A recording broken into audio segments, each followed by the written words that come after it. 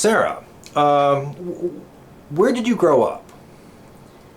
I began my life, my Naughton life, 66 plus years ago in Sioux Falls, South Dakota. Okay, well, what was your family like? Well, my parents were Ed Naughton and Nellie Sullivan Naughton. Ed was probably around 42 or so when I was born, and Nellie would have been 36 or so. I was the ninth child in a family of 11 children. My father was a milkman at that point in time for Crescent Creamery, and he kept that job until he retired. The company was taken over by Foremost Dairy when I was in my middle school years. My mother was a full-time homemaker, cook, teacher, taught us all how to read before we went to school, Cub Scout, very involved in parish and Catholic organizations in the city. Outstanding cook, did I say that? Outstanding seamstress. Okay. Were cousins, aunts, and uncles prominent in your family or important to you? I knew I had many. My father was one of 10 also, and my mother had 3 brothers and sisters. My mother's family was kind of at a distance, with the exception of one unmarried sister who lived in town and was head of the X-ray department at McKinnon Hospital. So she was a professional, skilled woman in the 40s and 50s in Sioux Falls. My father likewise both of them had grown up near Sioux Falls, but their families, most of them traveled further apart. My father, he did have one unmarried sister who lived in Sioux Falls, and she likewise was, I would say, probably worked in the financial division of Fantel's department store, which later got taken over by Dayton's. Margie lived with us for some time, and then when we needed more room for more children, she lived about 3 or 4 blocks from us. So Ethel and Margie were very present. My dad also had a sister, Helen, who remained living on a farm near their original farm in the Del Rapids, South Dakota area. So we would see her occasionally. And the rest of his brothers and sisters, some were in Oklahoma, some in Michigan, some in the state of Washington. And we heard about them, saw some of them when they traveled. We, as a family, rarely traveled by the time I came along. Okay. What schools did you go to? When I got to be 5 years old, I could not wait to go to school, probably from the time I was 3 years old, because that's where all the big kids in the family disappeared to. And then they came home with these exciting books. But I went to Hawthorne Public Elementary School for kindergarten when I was 5, and then over to Cathedral Grade School. They were just on opposite corners of the street, Duluth Avenue, I guess, is where Hawthorne was. Cathedral was on Summit Avenue. And I went to grades 1 through 8, graduated from Cathedral Grade School, went to 9th grade at Cathedral High School as a freshman, but this was getting to be the late 50s, early 60s, and life was starting to change because this Second Vatican Council that the NCR has just come out, that happened 50 years ago, began in 1962. In 1961, a new Catholic high school in Sioux Falls opened up, and it was 3 miles from home, and O'Gorman High School. It was a little bit larger, boys and girls. I graduated from there in 1964. Okay. Speaking of books, what were your intellectual interests when you were a youngster, and whose thought influenced you? Well, probably to take your second question first, I know that my thought was most influenced by my parents, my father, my mother. My Aunt Margie, she was a reader and supper time conversations between my father and my Aunt Margie were always interesting. My older brothers and sisters would get into conversations about what they were reading. But as I, kind of decided I needed to make up my own mind, I really did and was influenced by the books that I read, and imagining what might have really been happening. I liked novels, and I still remember when I first looked at that question, the one that came to mind was Johnny Tremaine.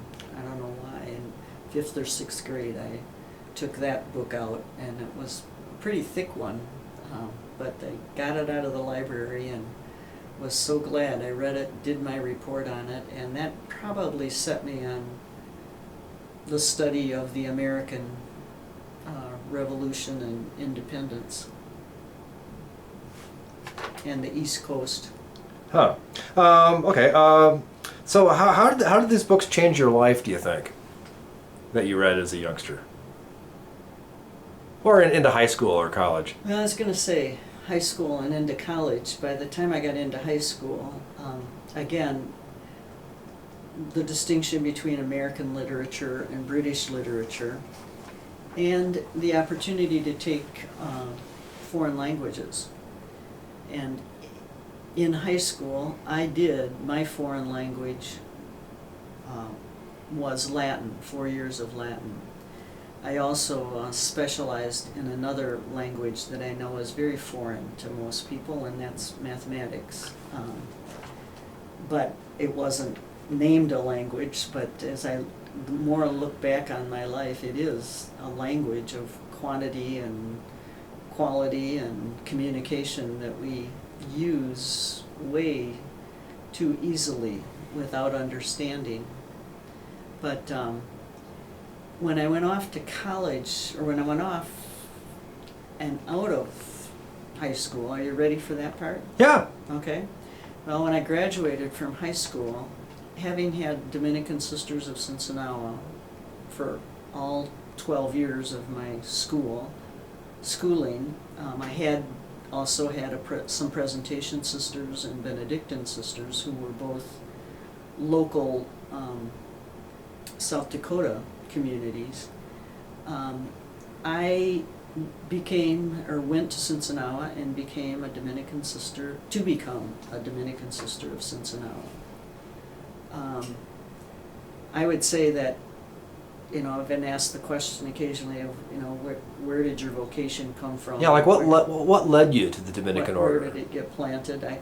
The more I think about that question, the more I think it was in me and in my bones from when I was born. I do think our call to do what we do with our life is something that comes out of the particular combination of genes and personality and then the people that we live with. I lived in a very Catholic home, and a very respectful Catholic home. There wasn't any of the kind of present day down on the church and down on everything else. It was in the days before Vatican II, where there was a real separation between even Catholics and Protestants. We didn't really think they were Christians either. And I couldn't understand that either, because we had several neighbors who seemed like really nice people, but I could just not ever understand what I heard in the catechism or in church or school of, that there's no salvation if you're not baptized a Catholic. And I thought, somebody's got to be wrong about that. And so I just went on living my life. But anyway, I wanted to be a teacher, and the only teachers I knew, or most of them I knew, were Dominican sisters or retired laywomen who had retired out of the public schools. I had two wonderful laywomen teachers in my elementary school, but they had both taught for a whole career in the public schools and then took a job in the Catholic schools. So I think it's a passion to teach. Right. How old were you when you entered the Dominican order? 18. 18. Where did this happen? Well, Sioux Falls. I had traveled from Sioux Falls to Cincinnati, Wisconsin when I was a senior in high school with a group of 10 of us from O'Gorman to visit the mound and to attend a retreat. No, I guess it was Thanksgiving time that was especially put on for young women who might be interested in religious life. And I enjoyed the retreat, enjoyed the weekend, enjoyed the people, and so when I got back to Sioux Falls and had to get serious about what I was going to do when I graduated, it was like, well, why not? So off I went to Cincinnati Mound. So you became a Dominican sister. Before you came to Edgewood, what were you doing? Well, I had lived many years of vowed Dominican life. I started out as a high school math teacher. I loved it. I taught at Trinity High School in River Forest, Illinois, all girls.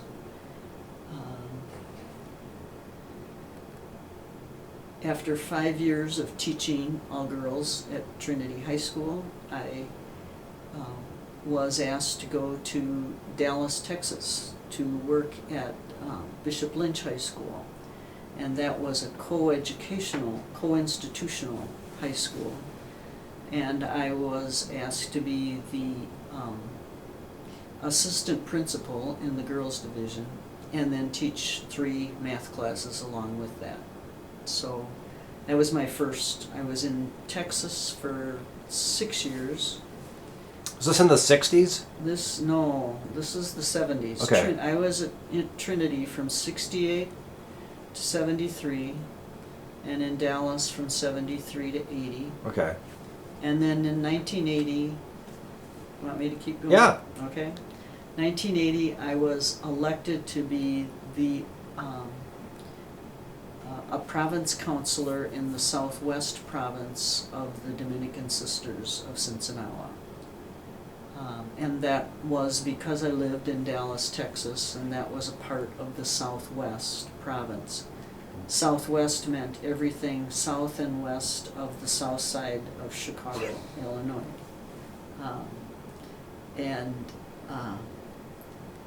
I had that position for 4 years.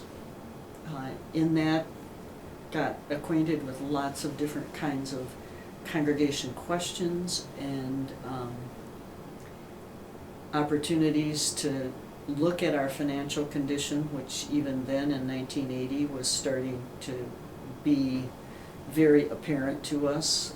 We were having many older members who needed care, and it takes money to provide care, and fewer people bringing in money.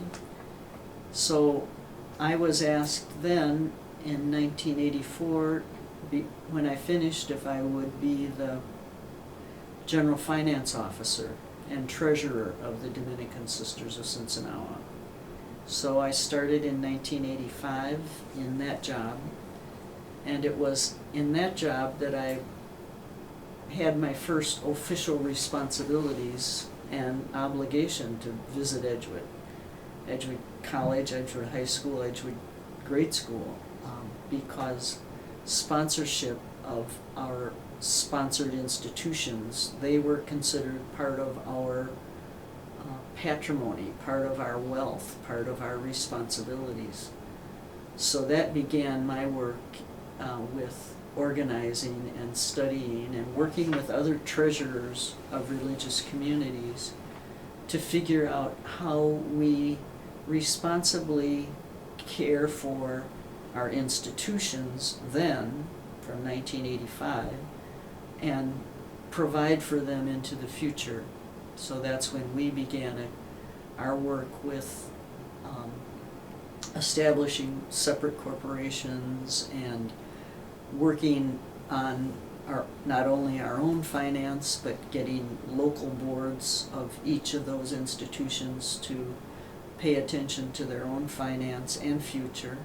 And so 85 to 94, I had that work to be done. I ended up in the hospital here in Madison in the fall of 1994, probably 18 years ago, just about this time. And my gene pool had decided to give me a non-malignant brain tumor, and I, thanks to UW hospitals and clinics, survived that tumor, and speech-language therapy and the Dominican Sisters of Madison and Cincinnati healed me. And by 1997, I started working back on the campus, first for the high school, then for the grade school, and I think it was 2002 that I was hired by the college to be the International Outreach Director. And I worked in that position for 3 years and then have been here as the college archivist since 2005. Wow. What was Edgewood like when you got here? 2002 is the date I'll take on that. It was alive and well. Jim Eben was coming toward the end of his years of being president here. He had started in 1987. It was attempting to connect in lots of different directions. It was growing. It had increased its enrollment pretty steadily from 1987 until then. And so the whole question of growth and how to grow and where to grow and what to do. So those were the big questions in 2002 to 2005. Also in that little short span of 3 years, Jim Eben left, Dan Carey arrived. The schools were set up either just before or just after Dan Carey arrived, but the kind of and Deming Way campus was received as a gift. So we had more property, more place, more possibility, and a real desire to expand responsibly with all of those efforts. But it was lots of possibilities out there, and a lot of what's present and happening now was being talked about along with lots of other things that didn't happen, but because of the good conversations or other events. When you got here, where were you living? What was it like? I lived in the same house that I'm living in right now, on the corner of Madison Street and Lincoln Street, just off the Edgewood campus, down towards the stadium. The house, the neighborhood, the house is the same. We've done a few renovations internally and externally, keeping it up. the neighborhood, was just thinking about that this morning. Practically all of our near neighbors are different than the ones who lived there when I first moved in. But we've been friendly neighbors, and they've been friendly neighbors. Excellent. Do you have any good Edgewood stories that you'd like to share?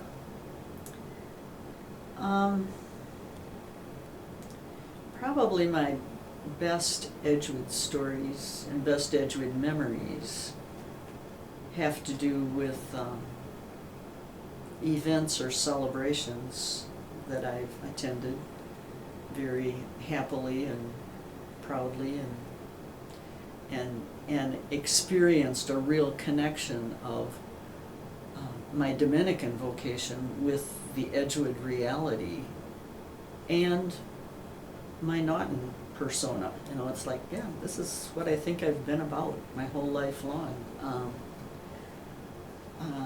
One of them that I think of is the installation of Jim Eben, which was the first kind of formal college or university ceremony I'd ever been a part of. And I had to be educated on what that meant, and was struck by how similar to some of our religious ceremonies the higher ed ceremonies are, but different. They're not quite the same. And here at Edgewood we try to do the official university ceremonies in the context of the Catholic ceremonies as much as possible, and in the chapel. So that's one. I was thinking of the Edgewood College story when Phil Martin put that together a few years ago, having participated when he was writing the script, and then eventually and knowing so many of the people, both faculty, staff, students who were part of the cast. That was a wonderful Edgewood experience. And looking out at the woods, just being out there at a few wonderful rituals, celebrations that took place in the midst of the Wingrove Woods. About your current job, what do you do with your current job as archivist? I guess I have most recently started to say what I think I'm doing is translating again, continuing to translate, kind of where we've been and what we've done and translate and imagine, to try to imagine what are people going to want to know about Edgewood College. What are we legally required to keep? And they have an obligation, and I'm used to that kind of thing. But then also, what are the stories, the good stories, that will give people a little bit of a flavor? And so the whole shift to out of paper into the digital world and into the pixelated presence of Dominican spirit and mission and Edgewood spirit and mission. It's kind of to think about that, and then to take the 24 hours of every day of my human life and my 20 hours of part-time work here in the archives and say, okay, what can we do this semester? And I'm excited about your beginning this project of attempting to capture images, living, moving, breathing images of the Edgewood people and spirit at a point in time. Hey, what is your vision for the Edgewood College of the future? Speaking of the future. Well, speaking of the future, nobody has a clue what the future is going to hold, and yet we have hints. And I'm fairly certain that the world is going to be around, and it's still going to be round on this earth, and I also know that we're going to be much more connected globally, politically. We're getting that way. And so it's making for a very definite change of perspective on the part of most Americans, of seeing ourselves as part of the global community rather than the leaders and directors of all that is. And so learning the work in the Center for Global Education and the Center for Multicultural Education, and some of those materials, the presentations that are happening, I think even this afternoon. The Ethnic Studies minor is the one I have been most delighted reading their literature and celebrating that accomplishment. But connecting to that as much as I'm able. And so for the future, I say, keep reviewing the college mission periodically. We say it pretty nicely now. My slow machine wakes back up here to tell me. Edgewood College, rooted in the Dominican tradition, engages students within a community of learners committed to building a just and compassionate world. The college educates students for meaningful personal and professional lives of ethical leadership, service, and a lifelong search for truth. That is the business model of now, and I think if we stay connected, that any organization has to have a life-giving mission, and then build and deliver your messages and your products off of that. And ours is education, which is a very relational but exciting opportunity. I have one final question for you. Of the 5 core values of Edgewood College, which speaks to you the most? I have to answer that there are 2 that flip-flop back and forth at the top of my list, and those 2 are truth and community. And as I really thought, okay, I have to pick one, and I thought, no, I can't, because they do depend on each other.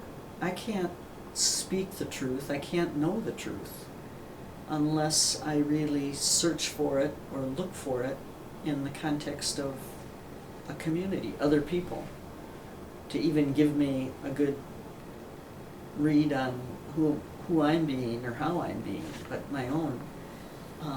And the same thing with community. Community is the way the world is going to keep operating. People need each other, and how we live together in families, in organizations, in schools, in nations, in countries, is going to